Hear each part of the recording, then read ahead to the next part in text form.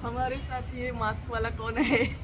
चला तर मग आम्ही बीजा झाला आता तिसऱ्यांदा द रिव्हेंज पाहायला आलेलो आहोत सिटी प्राईड कोथरूड इथे आणि सगळेजण आज बरोबर बघतो आहोत, त्यामुळे मज्जा येणार आहे, धमाल येणार आहे. Stay tuned.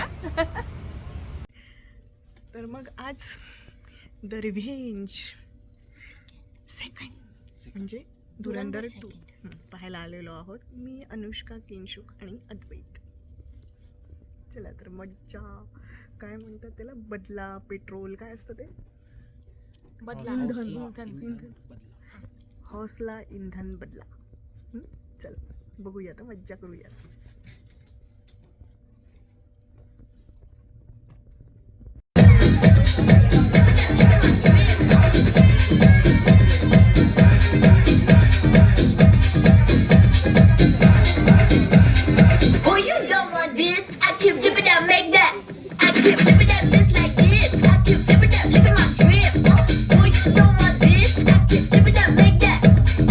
चला तर मग आता पिक्चर पाहून आलेलो आहोत द रिव्हेंज धुरंधर 2.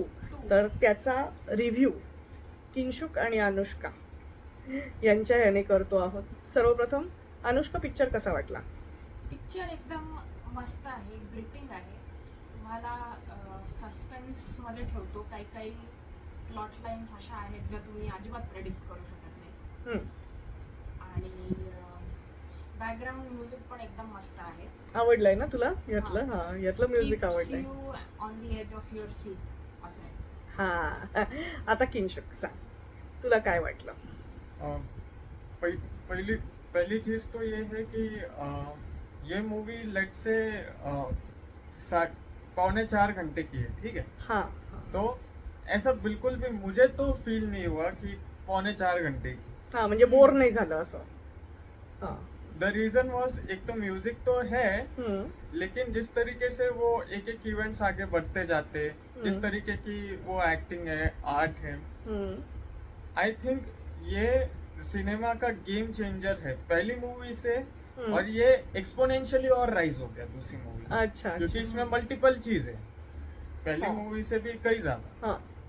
और दूसरी चीज इसमें सबसे बढ़िया बात क्या है कि रणवीर भाई और मिस्टर अर्जुन रामपाल, इन दोनों की परफॉर्मेंस जो है, और वो जो फाइट सीक्वेंस है वो मजेदार है. हमजा आणि मेजर इकबाल यांचा क्लायमॅक्स मस्त आहे असा. मस्त आहे. और शहारे राकेश येतात. बेदी का performance it will blow your mind.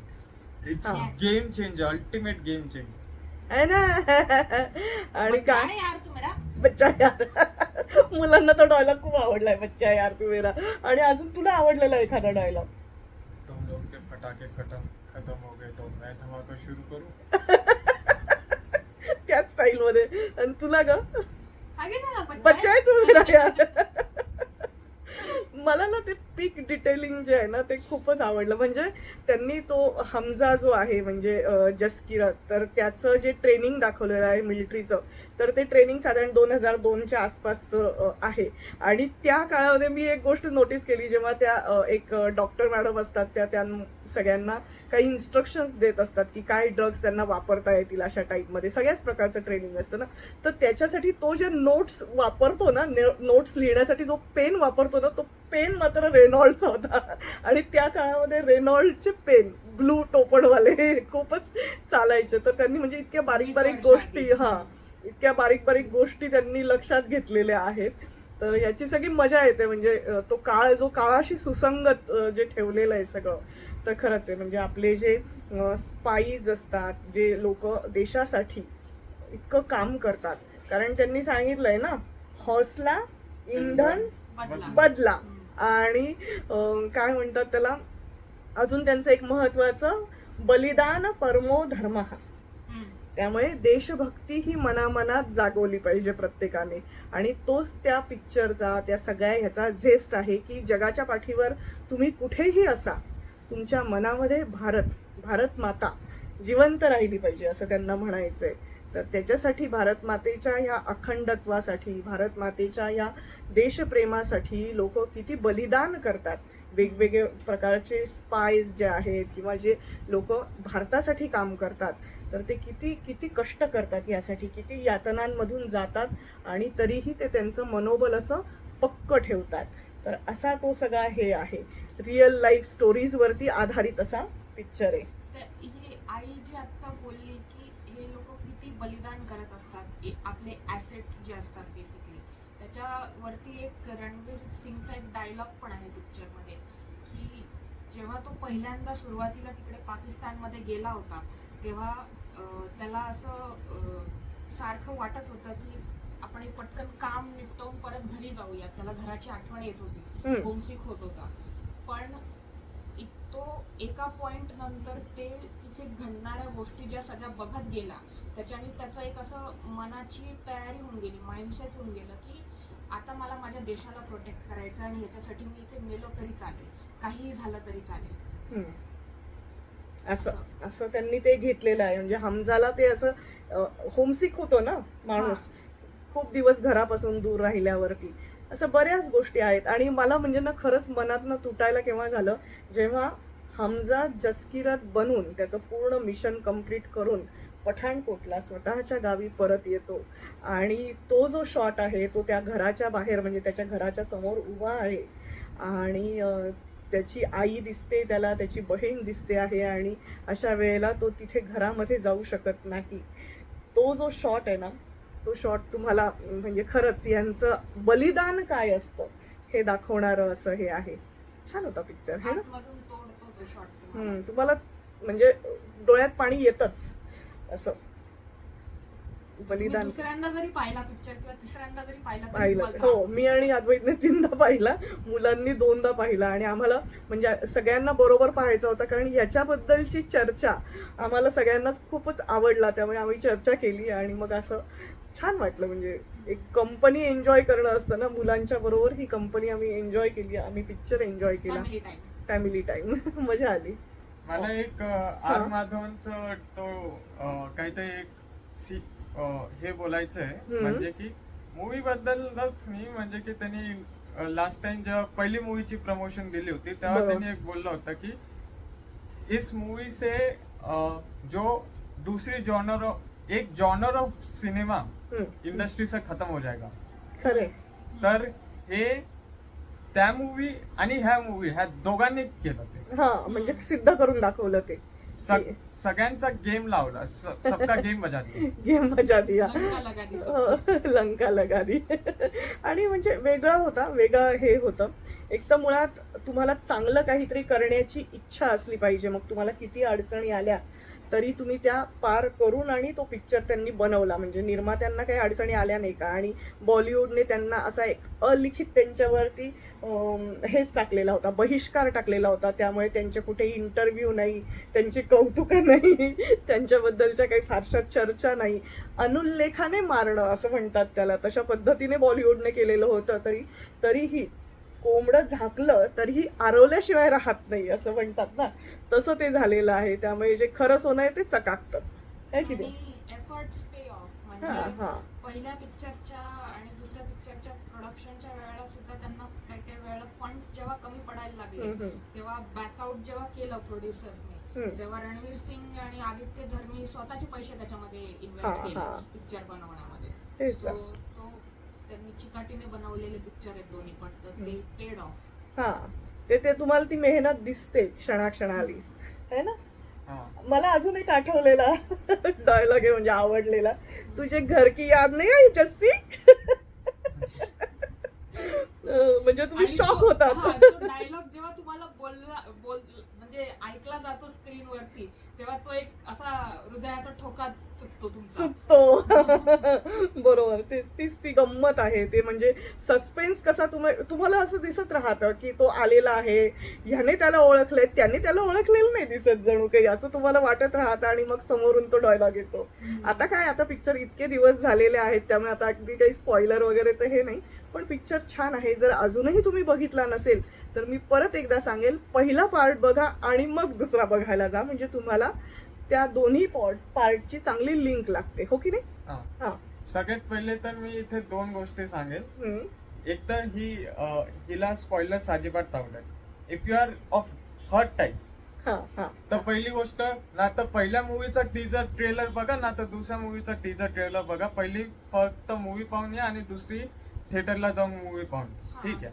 आणि जर तुम्ही माझ्या टाईपचा असेल ना, हा. जो की अभ्यास करून जातो, हा तर पहिले टीजर ट्रेलर, दुसरं टीजर ट्रेलर सगळ्यात स्लो स्पीड मध्ये बघा हा आणि स्वतःचे थेरीज बिल्ड करा. आणि सगळ्यात महत्वाचं पहिली पेन movie- पेपर घेऊन जा. आणि पहिली मूवी व्यवस्थित 2-3दा पाहून घ्या, हा, जेणेकरून दुसरी मूवी अजून जास्त पाहायची इच्छा होते. बरोबर आहे, बरोबर आहे. त्यामुळे रिपीट ऑडियन्स आहे या पिक्चरला, हे की नाही. हो. पहिल्यांदा बघून आल्यावरती म्हणजे रिव्हेंजला, दुसऱ्या पिक्चरला रिपीट ऑडियन्स आहे. लोक दुसऱ्यांदा परत जात आहेत, काही काही जण आमच्यासारखी तिसऱ्यांदा जातात. गेलेच होते पण लोक. हो हो, रिपीट ऑडियन्स आहे. तर अजूनही बघितला नसेल तर नक्की जाऊन पहा.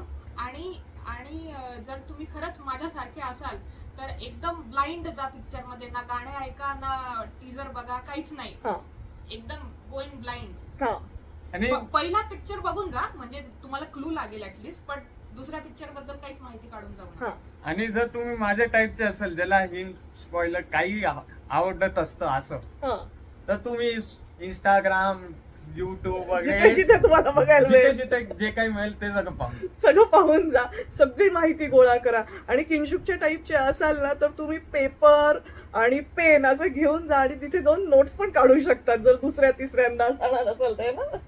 आमच्या किंशुकने केलं होतं, त्याने नोट्स काढल्या होत्या, कारण त्याला त्या सगळ्या गोष्टींचं बारीक बारीक जे डिटेलिंग होतं ना ते हवं होतं. म्हणजे मला ह्याचं पण कौतुक वाटलं. चला तर मग अशाच नवीन नवीन व्हिडिओ सहित पुन्हा एकदा भेटू. तुम्हाला रिव्ह्यू कसा वाटला या दोन्ही मुलांचा ते पण सांगा बरं का. आज मुलांनी रिव्ह्यू केला. किंशुक हे बघ असं सरांगे.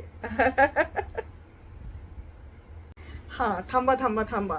एवढा तुम्ही 4 तासाचा पिक्चर पाहणार आहात तर आमचा थोडासा किंचित वाढलेला रिव्ह्यू पण बघू शकतात ना. त्यामुळे पुन्हा एकदा थोडंसं त्याच्यामध्ये ऍडिशन करतो आहोत. चला तर मुलांना सांगा बरं तुमचं काय काय अजून आठवलेलं मला आहे. पीक डिटेलिंग जे आईने मेन्शन केलं त्याच्यामधलं एक पीक डिटेलिंगचा इन्स्टन्स आठवला, की सुरुवातीला जेव्हा तो जसकिरत स्टेशननी त्याच्या गावाचं जे जवळपासचं जे स्टेशन आहे त्याच्याने ट्रॅव्हल करत असतो, तर तिथे नाव दिसतं चक्की बँक स्टेशन.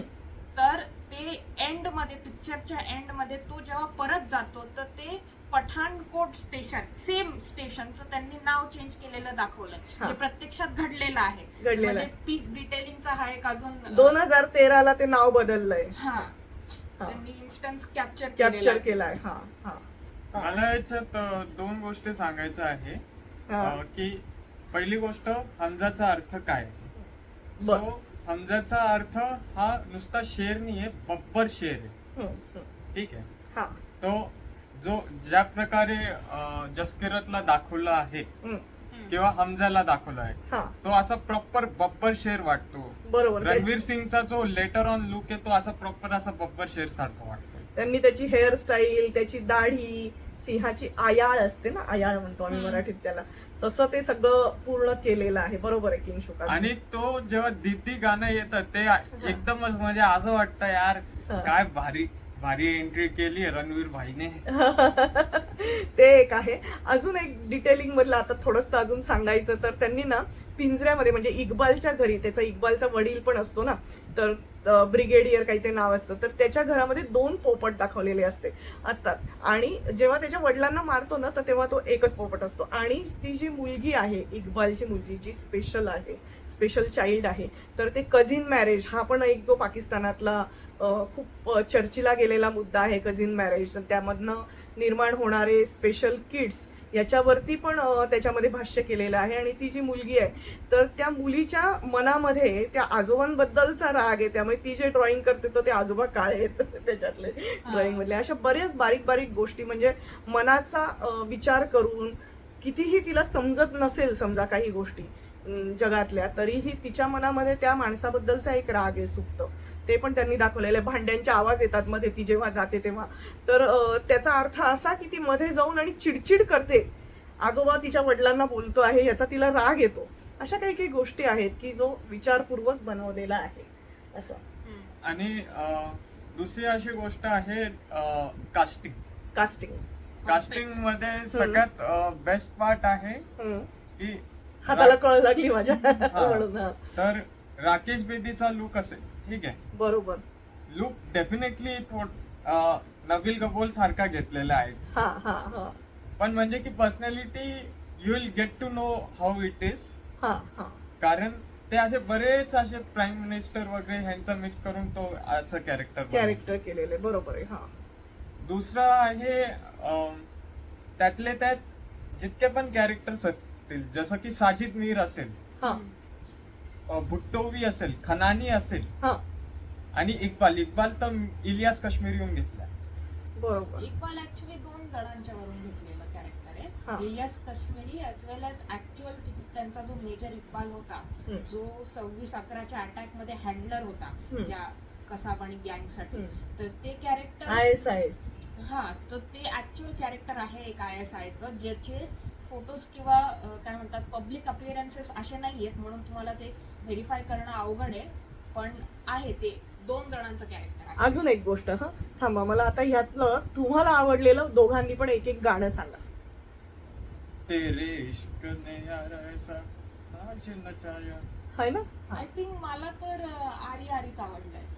आरी आरी. मला तसं तर सगळेच आवडले, हा. मला पण सगळेच पण आवडले, एक असं आहे आरी आरी की- सगळ्यात जास्त. जे जास्त कानात घुमतं ते कोणतं गाणं आहे? हे तेरे इश्कने कसं आहे की मी हे सकाळी उठून रात्री झोपताना असं कधी लावू शकतो. मला सगळ्यात जास्त मजा आली म्हणजे तम्मा तम्मा लोगे आणि तिरछी टोपी वाले. अजून एक म्हणजे रा रा रास्पुतीन lover of the Russian queen. त्यांनी भरपूर मज्जा केली आहे. एलिट प्लेलिस्ट आदित्य धरची त्यांनी दाखवली. हो हो. आणि सगळ्यात महत्वाचं म्हणजे तिथे एवढा व्हायलन्स घडत असतो आणि ते गाणे असे चाललेले असतात, तर तुम्हाला असं हे नाही होत, तुम्ही एन्जॉय करता. त्यांनी ते sorry to say that, but त्यांनी ते परफेक्ट ब्लेंड केलेलं आहे, हा, असं- बॅकग्राऊंड असं. म्युझिकचा आणि स्क्रीन वरती जे चाललंय असं. तर कसं वाटलं किंचित? मज्जा आली ना? हा, लाईक आय सेड, आणि हा बोल किंचित बोल. फर्स्ट मूवी वॉज ग्रेनेड, हम्म. ठीक आहे. दुसरी movie he series of atomic blast, एक एक ब्लास्ट होत जातात मोठे मोठे. बरोबर. हा, अनुष्का. हा, मूवी मस्तच आहे. किंगशूटने जो मगा एक रेफरन्स दिला की हमजाच्या नावाचा अर्थ बब्बर शेर आहे, तर पिक्चर मध्ये एक शॉट पण आहे, आता तो तुम्हाला दिसेल तुम्ही बघाल तेव्हा. तर त्या शॉट मध्ये जो तो व्हायलन्स घडत असताना ना, तो जे डायलॉग बोलतो हा, पिक्चरच्या आय थिंक इंटरवलच्या नंतरचा शॉट आहे, बरोबर बरोबर. तर तेव्हा तो ते डायलॉग बोलताना लिटरली डरकाळ्या काढतो असं तुम्हाला तो फील येतो. हा, म्हणजे त्या आवाजामध्ये त्यांनी ते हा हा, म्हणजे तेव्हा तो तुम्हाला असं त्याच्यामध्ये शेर दिसतो हा लिटरली. इमिटेट करतो तो असं, ते म्हणजे हा. की शेर सारखं, म्हणजे वाघाच्या किंवा ह्याच्या सिंहाच्या जशा डरकाळ्या असतात, तर तो जो आवाज येतो असा घुमल्यासारखा, तसा घुमल्यासारखा तो आवाज येतो, बरोबर आहे ना? हा, हा, असं अशा काही काही Peak मुलांनी पण detailing. काही काही गोष्टी अशा नोटीस केल्या आणि त्यांना मुलांना मजा आली. येस. थँक्यू. सगळ्यांनी इथपर्यंत व्हिडिओ पाहिलाय तर सांगा, वीडियो को लाइक करना, शेयर, चैनल को शेयर करना, वीडियो को भी शेयर करना, और सब्सक्राइब किए सिवाय बिल्कुल नहीं जाना. है ना? मुलांच्या विनंतीला मान द्या चांगला. आणि कॉमेंट करा, Comment तुम्हाला करा. कसा वाटला पिक्चर, तुम्हाला कसा वाटला व्हिडिओ, सगळ्याच्या कॉमेंट्स टाका. Thank you so much. Have a good day. दोघांनाही थँक्यू. मी नाही द्वैत. मी नलद्वैत.